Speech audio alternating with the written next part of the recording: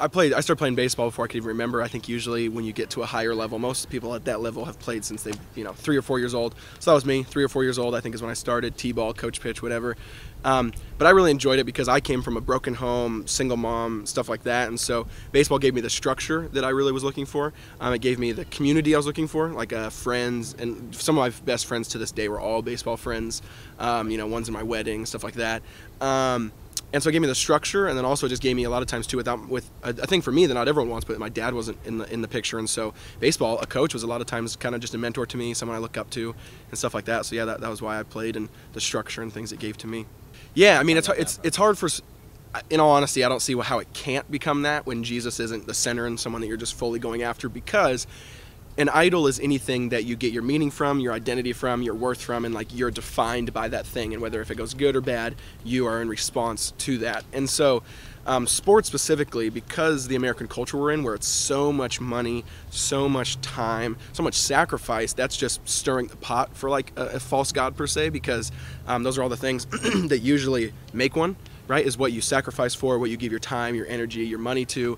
And so then it becomes this thing you elevate, hoping that it'll give you something that it can never give. It can't give you full satisfaction or worth or identity, and it was never meant to. And when you try to get that, it just kind of strains the relationship you have with sport, where it's never working and you seem a little bit off, or if you're succeeding a lot, then you seem too puffed up, whatever it is. And so that was me. I mean, that was just fairly common, but I was the guy that looked at my stats every single day. I was the guy that was defined by, if I had a bad, if I went 0 for 4, it's like my week was terrible, like I just couldn't operate. And so that was me for sure. And it took me a while to see that it's not sport. It doesn't rule over me. I rule over sport, and it's just a gift and a game, and I can actually enjoy it better when I see it like that. Yeah, so for me, it was totally not overnight, like, oh my goodness, I totally feel way different. The way I explain it is that, Jesus really started to become attractive, and I started to really like the walk with Jesus, and the joy he gave became attractive, where I started kind of just reading the scripture and really wanting to dig in and pursue him and get more of him.